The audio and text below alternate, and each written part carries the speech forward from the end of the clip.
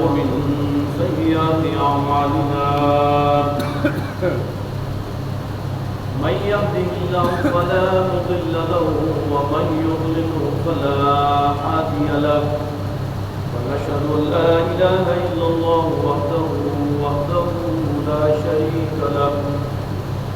ونشهد أن سيدنا ومولانا وملجانا ومعوانا محمدا عبده ورسوله أما بعد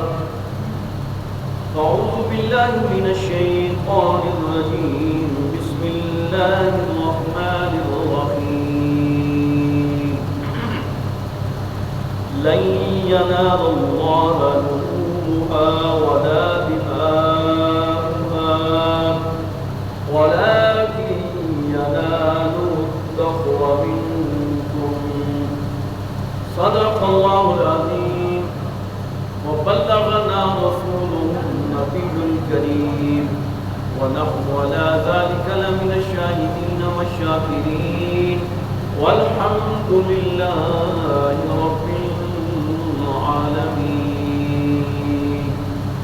بلغ الهدى بكماله كشف الدجى بجماله حسنت جميع خصاله صلوا علیہ وآلہ سارے دوست مل کے سرکار کی بارگاہ میں درود و سلام کا نذرانہ پیش کیجیے الصلاۃ والسلام علیک یا سیدی یا رسول اللہ وعلی آلک واصحابک یا سیدی یا حبیب اللہ الصلاۃ والسلام علیک یا سیدی یا نبی اللہ وعلى آلك وأصحابك يا سيدي يا نور الله انتہائی قابل احترام دوستوں بزرگوں بھائیوں اللہ کریم کا کروڑا شکر اور احسان ہے جس کی خاص توفیق سے اللہ رب العزت نے ہمیں یہ توفیق عطا فرمائی اس کی ہدایت سے اس کے کرم سے اس کے فضل سے آج جمعۃ المبارک کی بابرکت ساعتوں میں اللہ کی رحمتیں ہم اپنے دامن میں سمیٹ رہے ہیں دعا کیجیے میرا کریم رب جمعۃ المبارک کے عظیم دن کی برکت سے تمام مسلمانوں کی پریشانیاں دور فرمائے تمام مسلمانوں کے لیے آسانیاں پیدا فرمائے اور میرا کریم رب اپنی خاص برکتوں اور رحمتوں سے ہم سب کو بھرپور فرمائے حضرات محترم آج جمعۃ المبارک ہے اور آپ کو معلوم ہے کہ جمعۃ المبارک میرے کریم رسول صلی اللہ علیہ وآلہ وسلم نے اس مبارک دن کو مسلمانوں کے لیے عید کا دن قرار دیا ہے تو جمعۃ المبارک کو ہمیں احسن انداز کے ساتھ خوش اخلاقی کے ساتھ خوبصورتی کے ساتھ ہم سب کو جمعۃ المبارک کا جو مبارک دن ہے اس کو سیلیبریٹ کرنا چاہیے عید سمجھ کر بلکہ کوشش کیا کریں ایک دوسرے کو جمعۃ المبارک کیونکہ عید کا دن ہے تو جب ملیں تو کہیں جی جمعۃ المبارک مبارک ہو عید کا دن مبارک ہو کوشش کیا کریں کہ جمعۃ المبارک کے دن غسل کر کے صاف ستھرے کپڑے پہن کے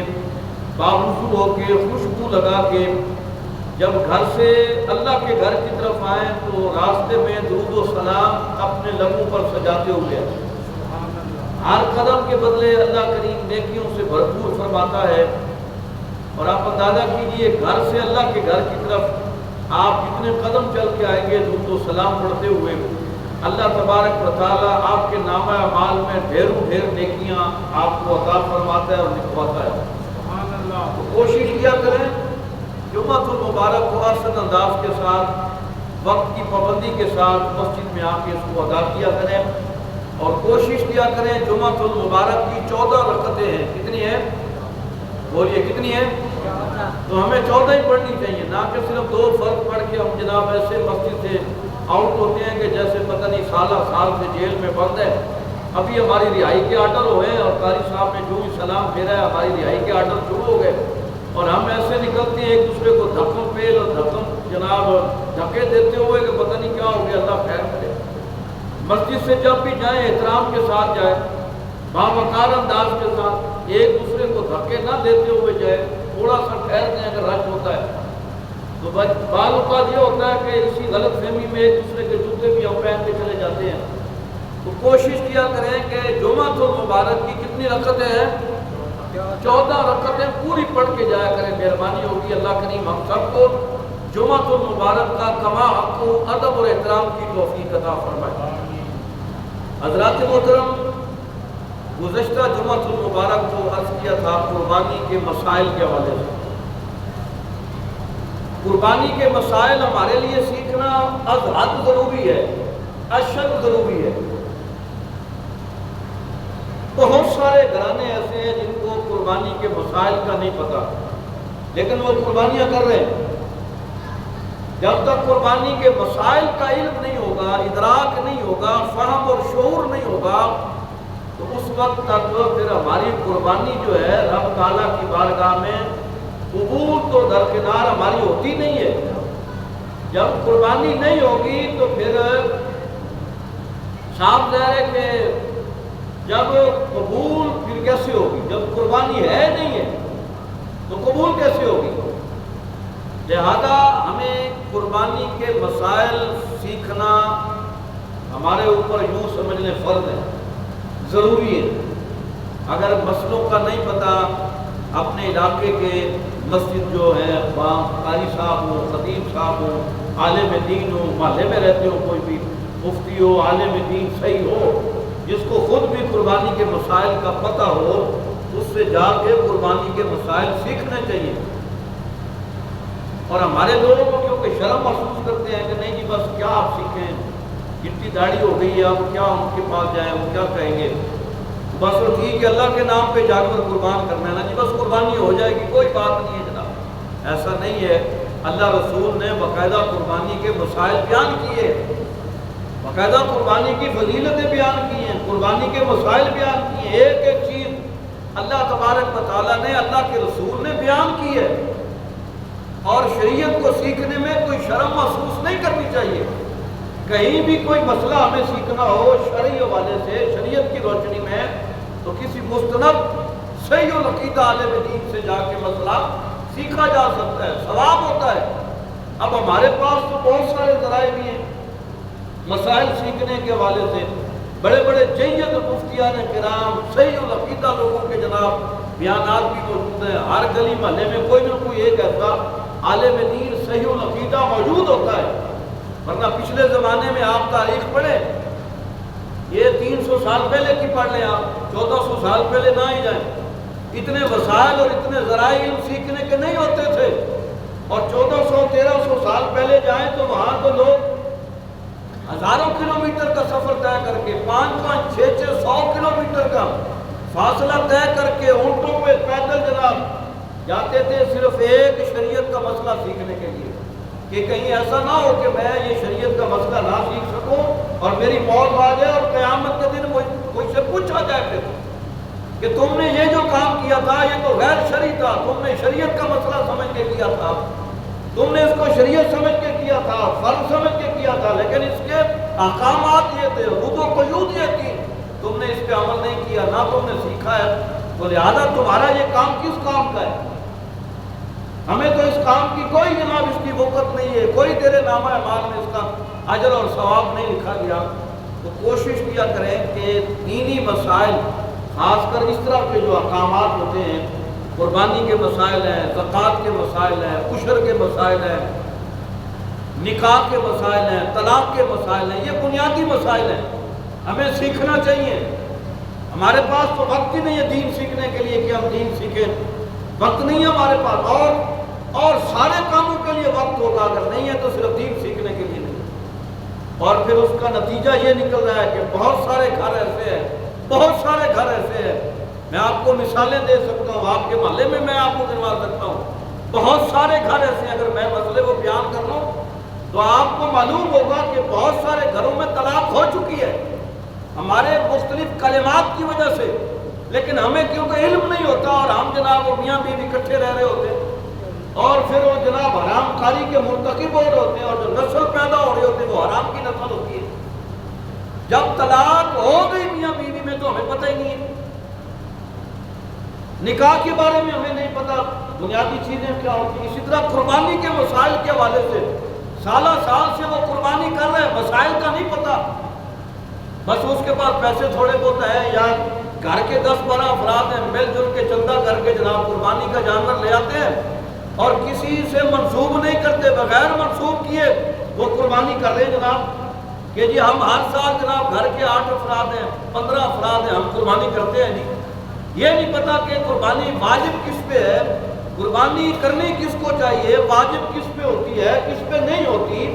قربانی کے وجوب کے لیے کتنی شرائط ہے، کیا وہ ہمارے اندر پائی جاتی ہے یا نہیں پائی جاتی، لیکن بس ہم وہ کیے جا رہے ہیں۔ میں آپ کو ایک مثال دیتا ہوں، ایک شخص میں جب اسی طرح ایک مسجد میں قربانی کے مسائل جب میں بیان کر رہا تھا تو جب میں نے اسی طرح کا مسئلہ بیان کیا تو ایک شخص مجھے جمعہ کے بعد ملا، کہنے لگا حضرت میں تو 10 سال سے قربانی کرتا ہوں لیکن اپنے نام سے نہیں کرتا، میں کبھی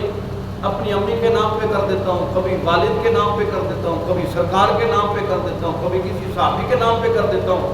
کبھی مرشد کے نام پہ میں کرتا ہوں۔ 10 سال ہو گئے میں قربانیاں کر رہا ہوں، لیکن آج جو آپ نے مسائل بیان کیے یہ تو پہلی دفعہ میں نے سنے ہیں، تو پھر میری قربانیوں کا کیا ہوگا؟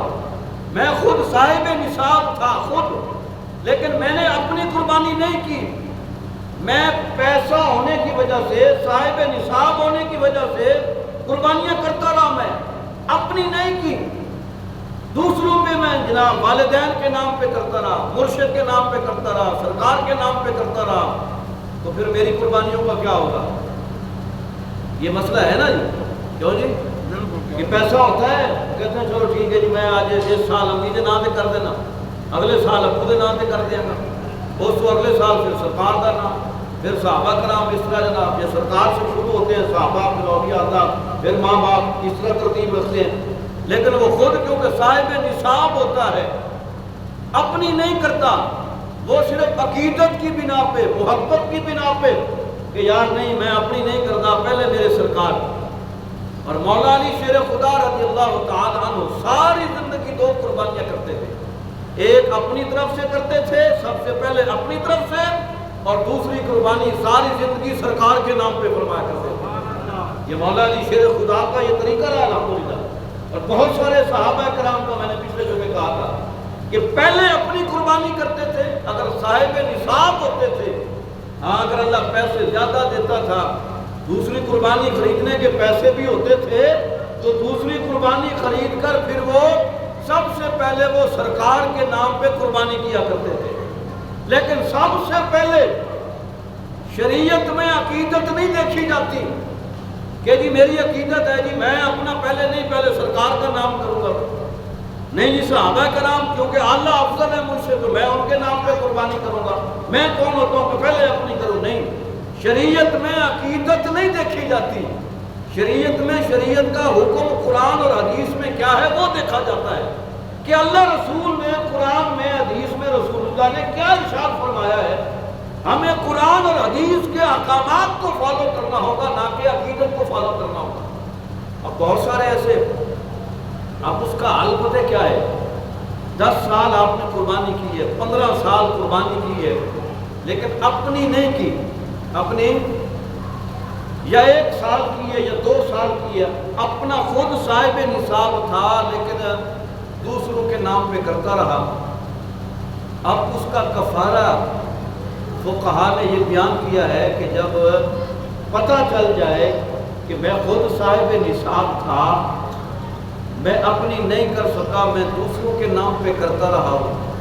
اب قربانی کے دن جب گزر جائیں تو فقہا فرماتے ہیں کہ اوسطاً ایک بکرے کی قیمت یا جو 7 حصے آپ گائے میں، اونٹ میں، بھینس میں، بھینسا میں ملاتے ہیں، بیڑے میں 7 حصے ہوتے ہیں نا جی، تو ایک حصہ جو آپ اس میں دیتے ہیں 30,000 ہے، 25,000 ہے، 20,000 ہے، اس حساب سے آپ نے اس رقم کو غریبوں، یتیموں اور مسکینوں پہ صدقہ کر دینا ہے، صدقہ کر دینا ہے، پھر آپ نے جو قربانی نہیں کی آپ پہ واجب تھی لیکن دوسروں کے نام پہ کرتے رہے، جتنے سال آپ نے یہ عمل کیا ہے اتنے سال کی اوسط نکال کر فی قربانی اوسطاً جانور کے حساب سے 20 25 30 40 ہزار پھر آپ نے ہر سال کے حوالے سے وہ پیسہ عید کے گزرنے کے فوری بعد آپ نے غریبوں یتیموں فقیروں مسکینوں پر خرچ کرنا ہے، پھر وہ قربانی نہ کرنے کا کفارہ ہو جائے گا، قربانی نہ کرنے کا کفارہ ہو جائے گا اگر آپ بالفرض نہیں کرتے، جہالت میں لاشعوری طور پہ رہے نہ مسئلے سیکھے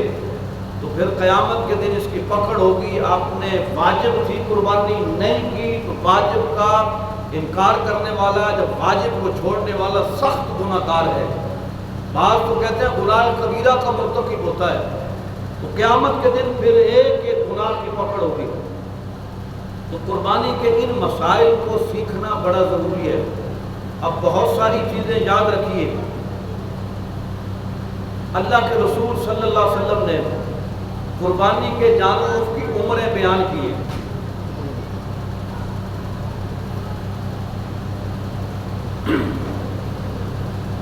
بس آرام سے ان کو بٹھا دیں محبت سے پیار سے، یہ بچے اچھے ہیں ماشاءاللہ۔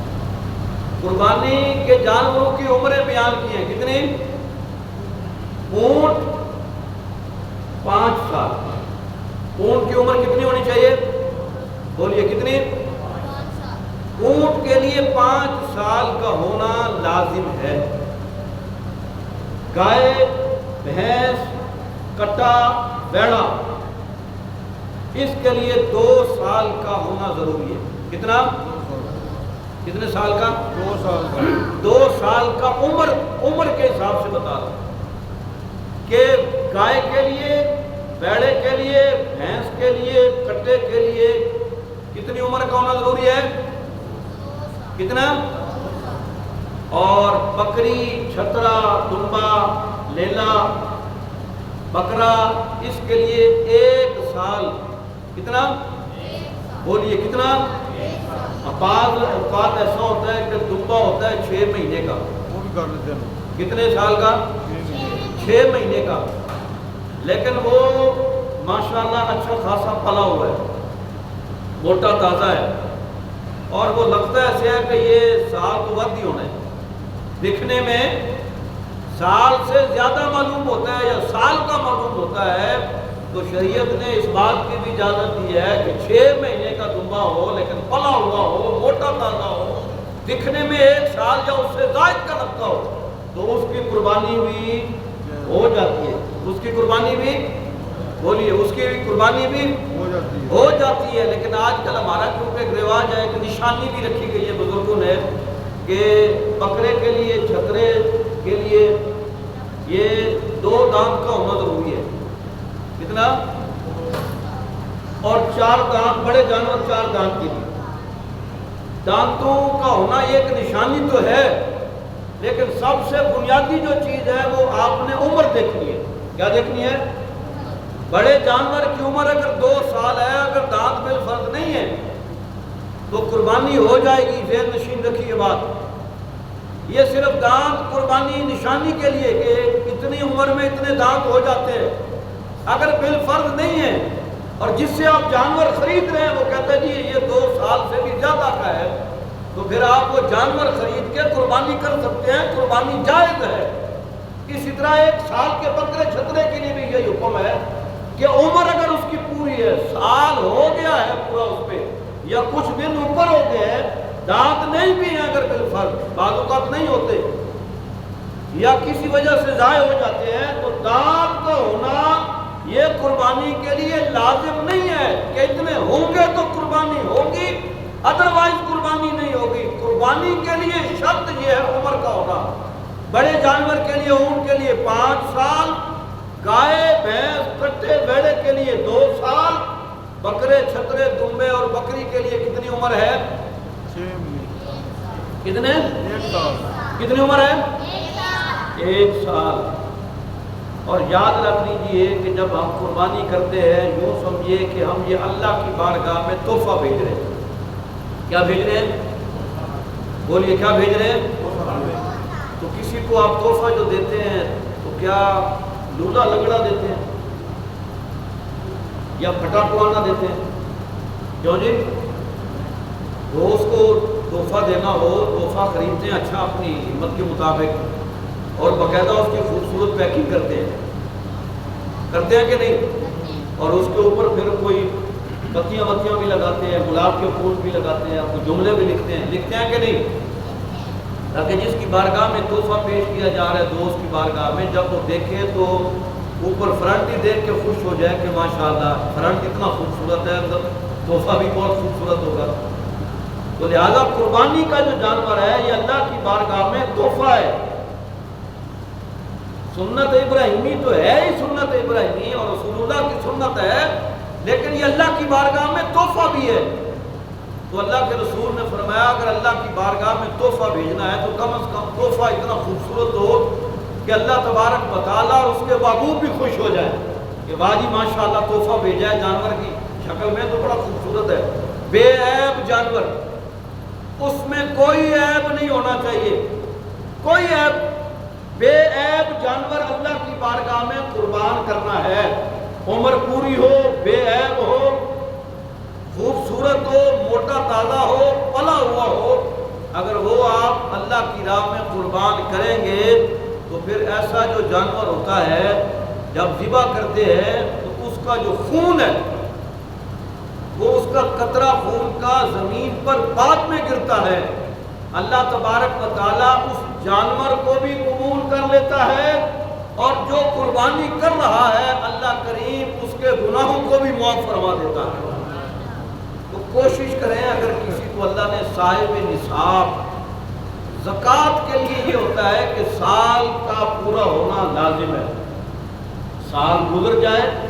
پھر وہ صاحب نصاب ہوا ہے، 52.5 تولے چاندی کے برابر یا 7.5 تولہ کے حوالے سے اس کے پاس رقم موجود ہے، تو کہا فرماتے ہیں کہ اگر سونا اس کے پاس 2 تولے ہے لیکن چاندی 52.5 تولے ہے،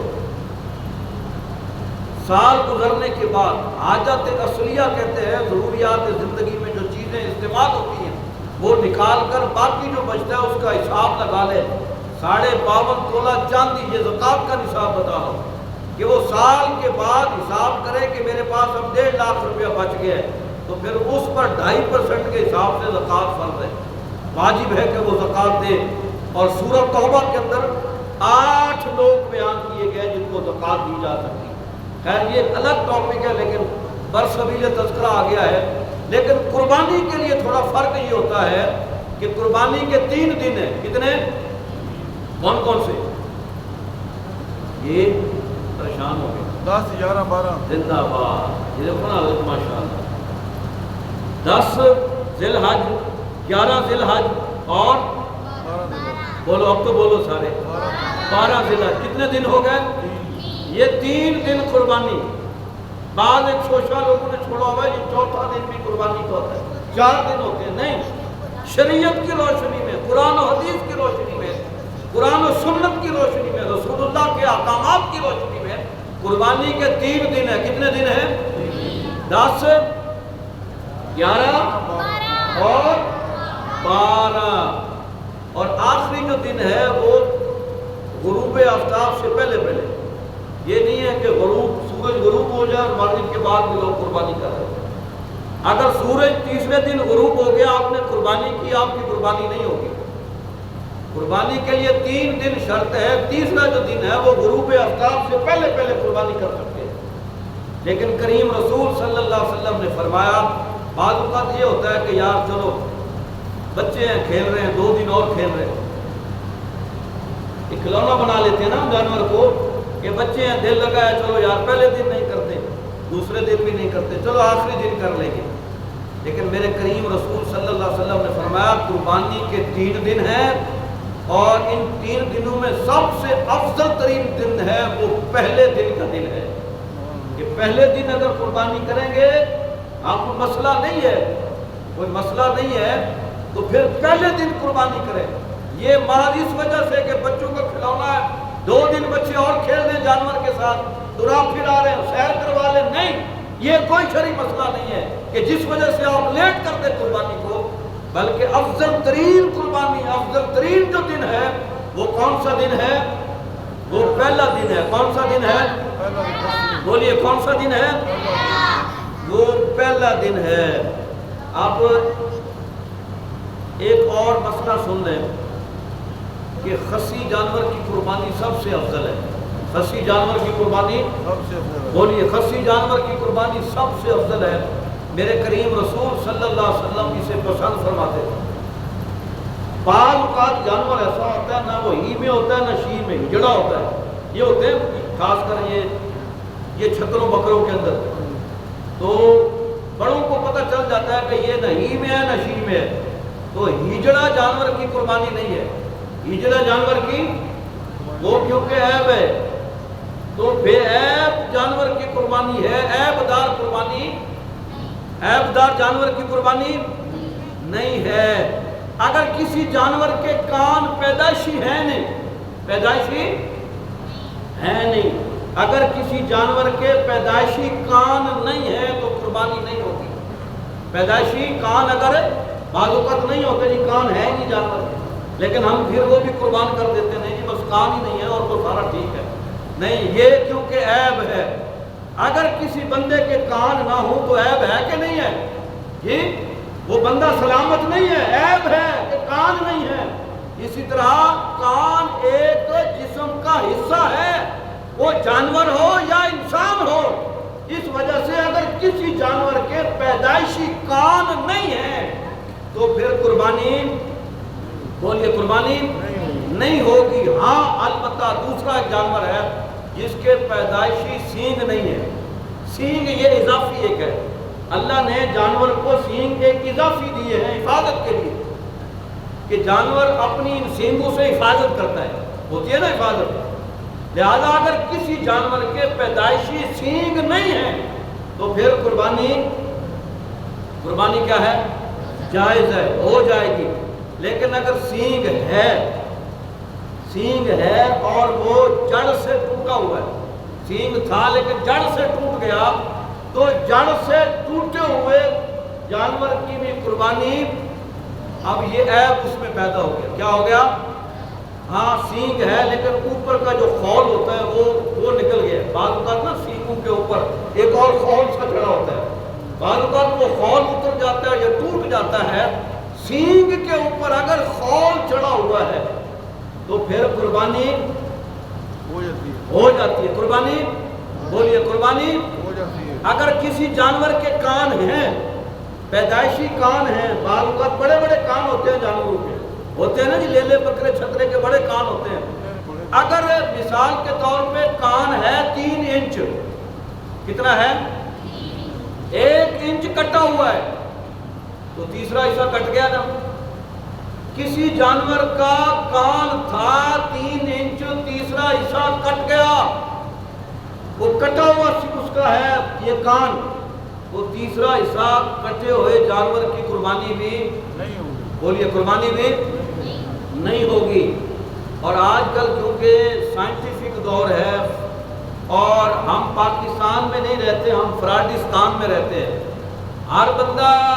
دوسرے بندے کو چونا لگانے کے چکر میں ہے۔ آپ یہ بکرا منڈی جائیں نا، بہت سارے جناب، یہ 5-6 سال پہلے کا واقعہ ہے، وہ میں کسی کے ساتھ چلا گیا، ہم ایسے جناب منڈی میں وہ پھر رہے تھے، تو بڑا جناب جانور تھا بکرا، وہ اس کے سینگ تھے بڑے بڑے، تو ایک بندے نے اس کو چیک کرنے کے لیے سینگ جناب ایسے ایسے کیے تو وہ سینگ اس کے ہاتھ میں آ گیا، لاؤ جی میں، تو وہ ایلفی کے ساتھ وہ انہوں نے کسی طریقے سے، فراڈستان ہے نا جی، وہ اس کو جوڑا ہوا تھا کہ سینگ کس نے کچھ زیادہ چیک کرنے ہیں، دیکھیں کہ بڑا جانور ہے، بڑے سینگ ہیں ماشاءاللہ، تو ایسا بھی لوگ کرتے ہیں۔ لہذا آپ نے چیک کر کے، دیکھ بھال کر کے، بعض اوقات کانا جانور ہوتا ہے کہ جو بالکل دیکھ ہی نہیں سکتا، اس کو گھاس نظر ہی نہیں آتا، گھاس کہاں پڑا ہے نظر نہیں آتا، میں نے کہاں جانا ہے، تو ایسے جانور کی قربانی بھی نہیں ہوگی۔ لیکن ظاہری طور پہ بیچنے کے لیے، پیسہ کمانے کے لیے بکر منڈی لاتے ہیں، مویشیوں کی منڈی میں بیچنے کے لیے، تو جالی اوپر لین چڑھائے ہوتے ہیں، جالی آنکھیں ہوتی ہیں جناب، تو ایسے لگ رہا ہوتا ہے بڑا سرمائی جناب، یہ جناب بڑی آنکھوں والا بڑا زبردست بکرا ہے، جب گھر لاتے ہیں تو سارا کچھ اتر کے سامنے آ جاتے ہیں، انہوں نظر ہی کچھ نہیں آتا، انہوں پھر 3-4 نمبر کی اینک لانی پہنتی ہے جناب دیکھنے کے لیے۔ مثال دے رہا ہوں میں کیسے مزاج کے طور پہ، تو یہ بھی چیک کیا کریں، اس کی آنکھیں چیک کریں صحیح ہے، کانا نہیں ہے، کوئی نظر آتا ہے نہیں آتا، سینگ ٹھیک ہے، اوریجنل ہے، کان اوریجنل ہے۔ آج کل کے کان بھی انہوں نے پروفیشنل جناب آرٹیفیشل لائے ہوتے ہیں،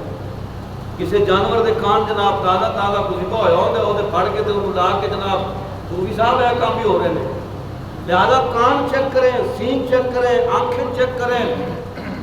ایسا جانور جو لنگڑا ہے، اتنا لنگڑا ہے کہ وہ چل بھی نہیں سکتا، پاؤں کو اٹھاتا ہے، اٹھا کے چلنا بھی مشکل ہے، ایسے لنگڑے قربانی جانور کی قربانی بھی کہ جو قربان گاہ کی طرف چل کے جا بھی نہیں سکتا، تو ایسے جانور کی قربانی بھی نہیں ہوگی۔ ہاں ایسا ہے تھوڑا بہت تو نقص ہے لیکن وہ چل سکتا ہے، تھوڑا سا لگڑاتا ہے لیکن چلتا ہے صحیح، تھوڑے سے اس میں ہے لچک، ایسا لچکدار کہ چلتا ہے، اس کو قربان گاہ کی طرف 1 کلومیٹر دور بھی لے جائیں تو چلا جائے گا۔ ایسے جانور کی قربانی ہو جائے گی، لیکن جو چل ہی نہیں سکتا، ٹانگ اس سے اٹھائی نہیں جا رہی جناب، بڑی مشکل سے اٹھاتا ہے، تو ایسا لنگڑا جانور شمار ہوگا، عیبدار جانور شمار ہوگا، اس کی قربانی بھی بولیے، اس کی قربانی بھی۔ اور ایک آخری مسئلہ سن لو، یاد کر لو، آج کل کیونکہ حصوں کا رواج زیادہ ہے، مہنگائی ہے، جانور بندے نہیں خرید سکتے، بکرا مہنگا ہے، چھترا مہنگا ہے، تو چلو کہتے ہیں 22, 25, 20 تک حصہ ڈالا جا رہا ہے۔ بڑے جانور میں کتنے حصے ہوتے ہیں؟ کتنے؟ 7 حصے۔ اور یہ بھی رسول اللہ صلی اللہ علیہ وسلم کی طرف سے امت کو تحفہ عطا ہوتا ہے۔ جانور ایک ہے،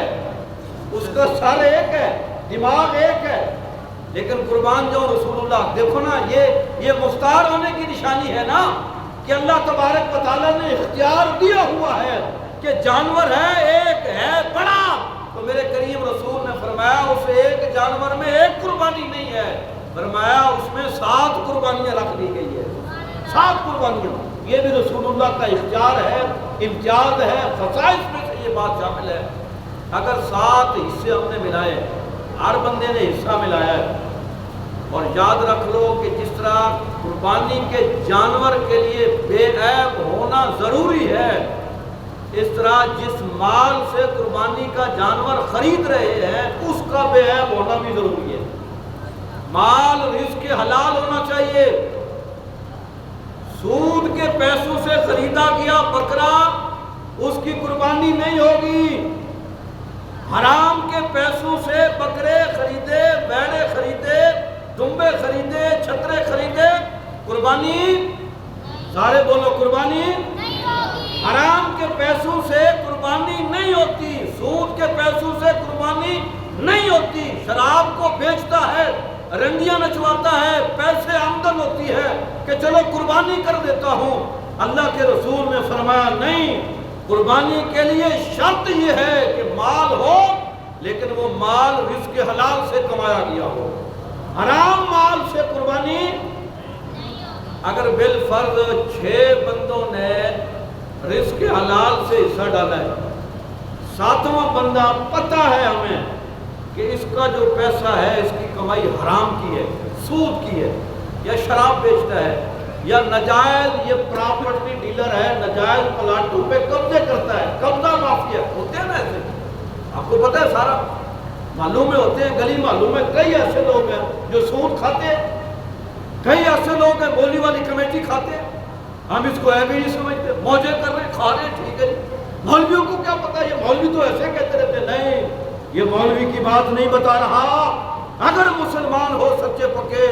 تو پھر اس کی بات بتا رہا ہوں جس رب نے جس کے صدقے پوری کائنات کو تخلیق فرمایا۔ یہ میری بات نہیں ہے، مولوی کی بات نہیں ہے، کسی مفتی کی بات نہیں ہے، کسی امام مسجد کی بات نہیں ہے،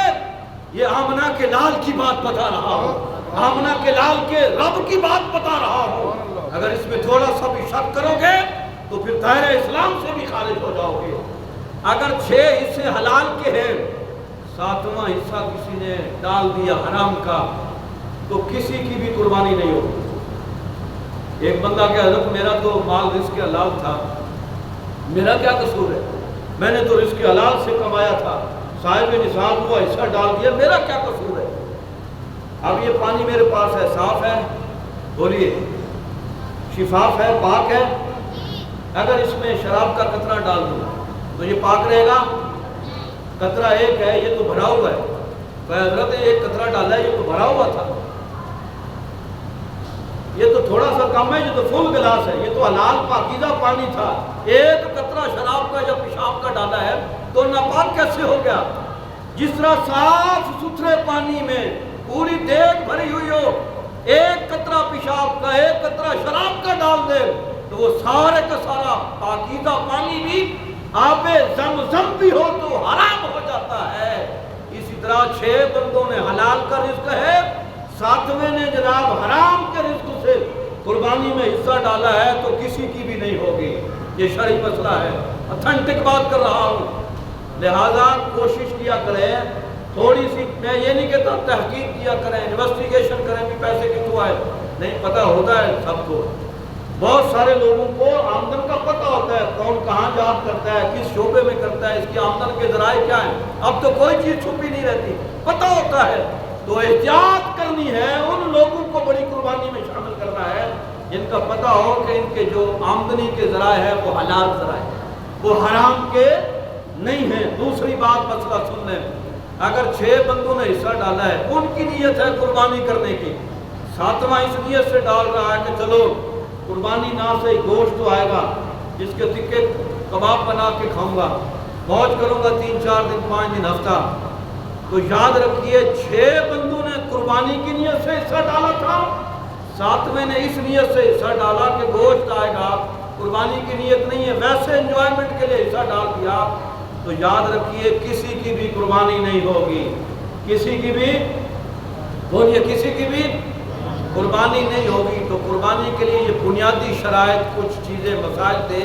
انشاءاللہ اگلا ایک جو جمعہ ہے اس پہ مزید آپ کے سامنے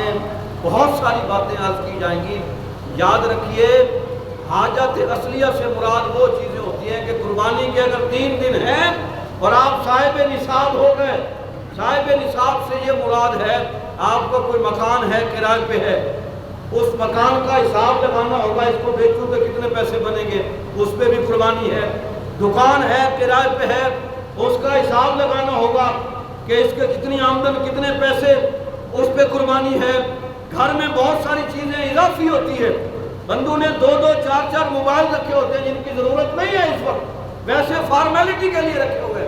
اگر قیمتی موبائل ہے 2-4 موبائل ہیں تو جو ایک چھوٹا سا موبائل جس سے کام چل سکتا ہے،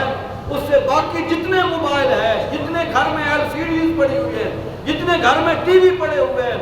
اگر فریج ایک سے کام چل جاتا ہے، ضرورت ہے کیونکہ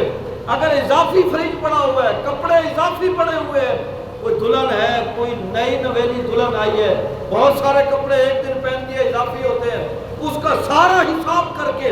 اگر 1,30,32,000 تک اس کے پاس رقم ہے تو وہ صاحب نصاب ہے۔ مثال کے طور پہ گھر میں کوئی خاتون ہے، اس کے 2 تولے زیور اس کے پاس ہے، 1 تولہ سونا اس کے پاس موجود ہے، کسی بھائی کی نگرانی میں ہے، اس کی ملکیت میں ہے، باپ کی ملکیت میں ہے، شوہر کی ملکیت میں ہے، اگر 1 تولہ سونا بھی موجودہ ریٹ آپ اندازہ کر لیں یہ 1.5 لاکھ سے بھی زیادہ 2 لاکھ تک چلا گیا ہے، لہذا اس پر بھی قربانی واجب ہے، اور قربانی اس پر واجب ہے جو صاحب نصاب ہے۔ قربانی نہیں کرے گا صاحب نصاب ہونے کے باوجود تو گناہگار ہوگا۔ یہ چندہ کر کے کہ 10 افراد ہیں گھر کے، سب نے 2-2 4-4 ہزار ملا دیا، بے قربانی خرید کے لاتے ہیں اور نام کسی کے بھی نہیں کیا، بس سب گھر والوں کی طرف سے، ایسی قربانی نہیں ہوتی۔ صاحب نصاب پر فرض ہے، عاقل و بالغ پر واجب ہے، مسلمان پر واجب ہے، مقیم پر واجب ہے، مسافر پر بھی قربانی نہیں ہے۔ یہ 4-5 شرطیں ہیں قربانی کے وجوب کے لیے۔ آپ اپنے گھروں میں جا کے ذرا تھوڑا سا تجزیہ کریں، سروے کریں کہ گھر میں کون کون سی چیزیں ایسی ہیں جو میرے استعمال میں نہیں ہیں، فالتو پڑی ہوئی ہیں۔ گھر میں ایک بڑی بلڈنگ ہے، اوپر والی سٹوری فارغ پڑی ہوئی ہے، نیچے رہتے ہیں تو اوپر والی جو فارغ سٹوری ہے کوئی رہتا بھی نہیں ہے، پھر بھی قربانی آپ پہ واجب ہے۔ گھر میں 10 کمرے ہیں، 3 استعمال میں ہیں، 7 مکفل ہیں، बंद पड़े हुए हैं, उस पर भी कुर्बानी वाजिब है। ये छोटी छोटी चीजें होती हैं, इनको देख लें, आज ही जाके हिसाब लगाएं, अभी काफी दिन पड़े हुए हैं कि मुझ पे कुर्बानी बनती है या नहीं बनती। आपको खुद पता चल जाएगा कि ये सारी चीजें इकट्ठी करके अगर बेचूं 1,30,000 से ज्यादा रकम बनती है तो फिर यूं समझे आप साहिब निसाब हैं। वो बड़ा हो या शौहर हो या बाप हो या बेटा हो, तो उस पर कुर्बानी, बेटी कमाती है, इनकम जमा करती है, उसके पास पैसे इतने हैं 1,30,000 से ज्यादा, उस पर कुर्बानी वाजिब है। माँ है उसके पास है, उस पर कुर्बानी वाजिब है। बाप के पास इतना पैसा है तो उस पर कुर्बानी वाजिब है। अल्लाह करीम की बारगाह में दुआ है, अल्लाह करीम हम सब को कुर्बानी के मसाइल, इसकी फजीलत, इसके मफाहिम, इसका फ़हम, इसका इदराक समझने की तौफीक अता फरमाए। जो जो कुर्बानियाँ खरीद के लाए हैं, जिन्हें लानी है, दुआ करता हूँ अल्लाह करीम अपनी बारगाह में शरफ़ कबूलियत अता फरमाए। वमा अलैना इल्लल बलाग।